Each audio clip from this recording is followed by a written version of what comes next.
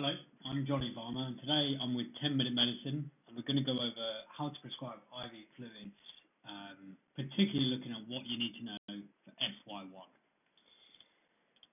So if we look at this big diagram, I could probably leave that on the screen, and that would sort you out for your FY1, but we're not going to leave that on the screen. We're going to go through it one by one, and it's quite complicated, but I'm going to simplify it into three main equations that you need to know for FY1 when prescribing fluids. There's three reasons you're going to prescribe fluids. Number one is going to be for resuscitation. For example, if someone has low blood pressure. Number two is maintenance. That's usually if someone's nil by mouth. And number three is replacement of ongoing losses. So, for example, let's say someone has a stoma and they've got a viral diarrhea and they're losing potassium through their gut. In that case, you need to replace their ongoing losses. So let's look at the anatomy of an actual drug chart. So if we look here, the first thing you need to look at is allergies. So you need to fill that in, whether it's an adverse drug reaction or just an allergy. You're also going to see this on your drug chart as well, whether someone has heart failure, kidney failure, or liver failure. That might just indicate whether they're fluid overloaded. Finally, in the demographic section, you're going to get a big section where you can put a sticker for the patient. So date of birth, names, and addresses. To actually look at how you prescribe, you've got to always put the date and time, your indication, for example, low blood pressure, nil by mouth.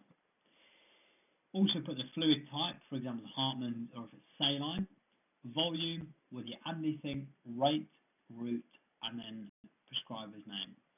This bit over here is for the nursing staff. You don't need to worry about that. So we're going to look at what you can prescribe. What you are going to prescribe. I only really care about three here. I've crossed out the ones we don't really care about. Number one, saline, glucose, and Hartmann's. And the thing you need to remember about Hartmann's is you can't change the potassium in it. It's a fixed amount. So I'm not going to go into too much detail about this because this is purely just revision for you guys. But of course, saline, as we know, just contains sodium. Hartmann's contains a small amount of potassium, and of course glucose just contains glucose.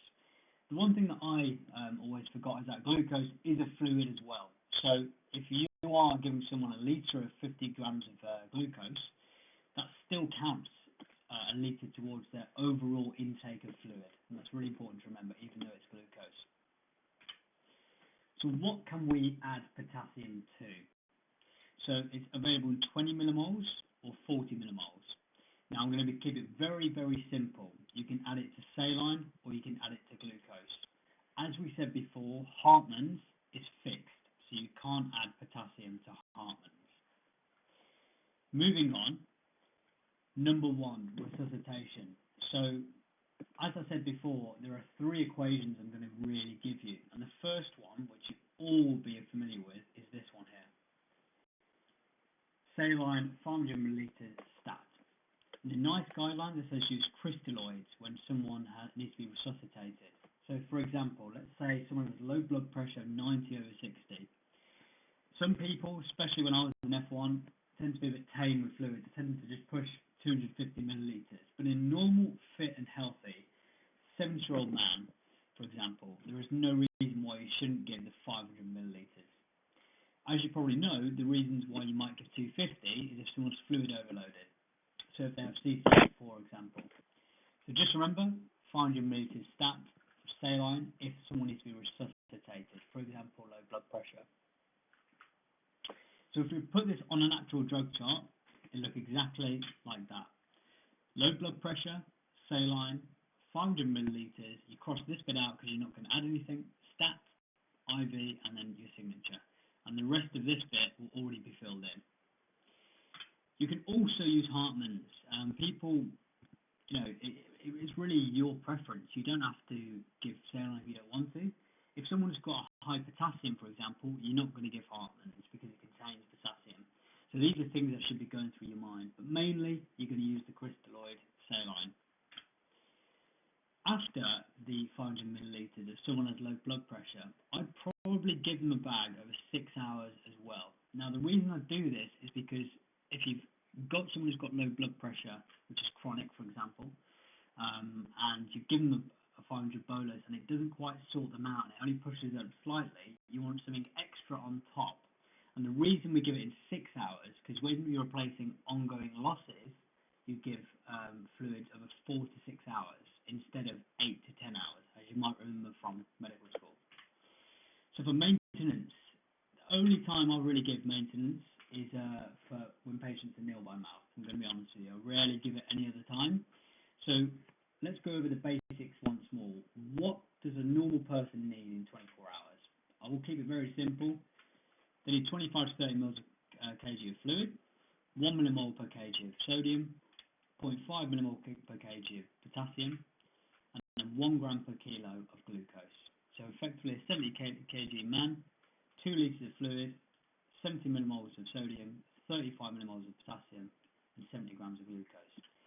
Do I really work this out every time I prescribe maintenance fluids? Absolutely not.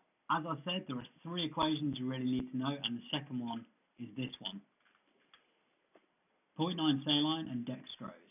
A mathematical equation to work out the exact amount. You prescribe this as follows.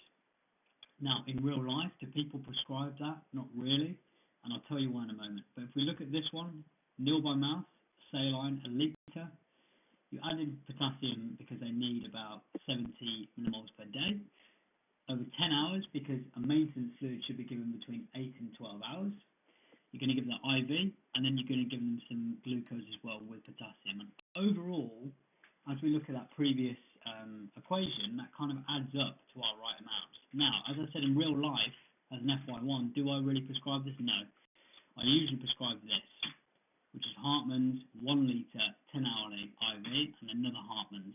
Now, why do I do this? Is because, let's say someone's having an ERCP or OGD, for example. They're not going to be fasting for 24 hours. They're really going to be fasting for about 12 hours. So you rarely need to give them the glucose as well because they're going to be eating in between. So what you are going to give them really is Hartmann's, a litre over 10 hours. Now the reason you give that is because you're only going to be waiting 12 hours. So you know this contains a bit of potassium, a bit of sodium. They don't really need glucose because they've already eaten, and that will cover you over. So those are 2 things that you can give. But in real life, usually you're going to be given the Hartmann's 1 litre over 10 hours. Finally, replacement of ongoing losses. As we said, someone who has had a stoma bag and is losing potassium, they might have a potassium of 2.5 and a sodium of 131, so they're losing potassium. In very simple terms, the only thing you need to remember is that you need to give fluids at a faster rate, between 4 and 6 hours, and I'll show you what I mean. So we go back to the fluid chart again. Let's say this patient is losing potassium through their stoma bag. So our indication is that they've got low potassium. We're going to give them saline, and we're also going to add 20 millimoles of KCl to it. Now remember, you've got to give it at a faster rate. So we give that over 4 to 6 hours. And usually we give that another bag as well, just to top them up. And then we'd recheck their bloods and see if it's improved.